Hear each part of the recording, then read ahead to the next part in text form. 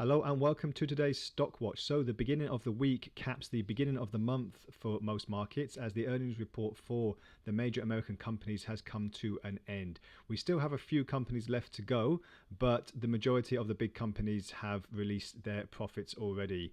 So one noticeable entry from last week was Microsoft, as it experienced a sell-off from the majority of last week, losing around $10 on its stock price. This is despite reporting a better than expected set of third quarter earnings. However, on the horizon for next week is the latest release of its next generation computer console, the Xbox X.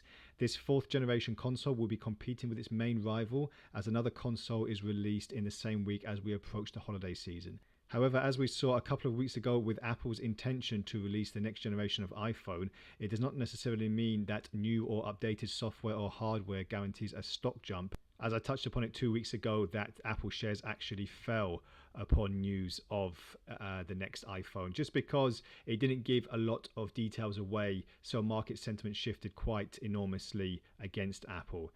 Another stock that I've been closely monitoring for a few months is McDonald's. This is because the stock has hit yearly highs after the global pandemic downturn, with the world's biggest hamburger chain gaining almost 6% over the past month, thanks to their convenient drive-thrus and cheap prices in their food. However, from the beginning of last week, it has witnessed a sell-off as it lost nearly $20 on its stock price. Now investors will look towards next week as we approach that company's earnings season, as it is projected to report earnings of $1.92 per share. Another move that could bolster company sales is the announcement that over in the UK, with the next stay-at-home lockdown coming into effect across Britain, which starts on Thursday, McDonald's has confirmed that it will be keeping its drive-thru takeaway and delivery services open throughout lockdown, as well as news that the company will bring back their popular McRib sandwich in the hopes of further increases to their Q4. So as we go on to Q4, when the earnings report is out for early next year, hopefully these slight implementations will help McDonald's drive profits further and keep it going throughout the pandemic, as the second wave really takes effect now over most of the continents. So let's take a quick look at Microsoft first of all today. And we've had obviously the global downturn with the pandemic, and then recent yearly highs, which wasn't a surprise really because the technology sector was doing so well during the lockdown periods. But now we've had a bit of a sell-off in the sector. This is due to the US elections coming up, as well as fiscal relief that has not yet transpired, plus the fact of the pandemic as well. The pandemic antidote as well. So what I'm going to do is not look at a Fibonacci here. I'm just looking at the main points of interest, which are the recent lows and the recent highs that we've experienced just before certain technology sector sell-offs. So at the moment, with the assistance of the Ichimoku indicator, we're seeing a convergence of the Tenkan and Kijun line. We're trading at $203 pre-market. So what I'll be looking at now is if we can push down when the market opens, or possibly in the next couple of sessions, if it's going to push down to the 196, 197 area like it did before, or if we can touch the lower border of this cloud.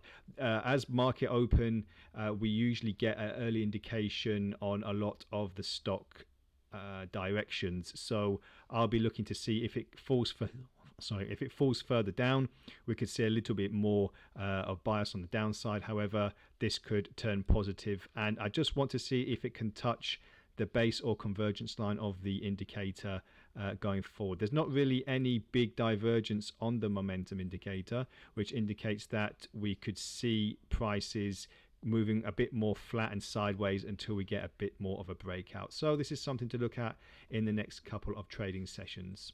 On to McDonald's now briefly, and as I said before, it's had a very good recovery from the pandemic when stores started opening across the world, really globally. So we've had that coming up, and we've had a bit of a sell-off recently. So like I said before, it lost roughly about $20 of its market price, but now that prices are engulfed in the cloud, they could remain there for a bit longer as the cloud seems to be quite large. So this could indicate, when we see that the base and convergence line are falling down as well, it does indicate that the bias is on the downside. So what I'm going to be looking at now is, again, I'm not going to bother with the Fibonacci at the moment. I'm just going to look at key points. So look at the bottom end of the cloud, which is about $208, and I'm going to be looking at the top end of the cloud at the moment, which is about $218. So we've got like a $10 fluctuation window here where it could go either way. If we see a little bit more of a push on the upside, I'll be looking at these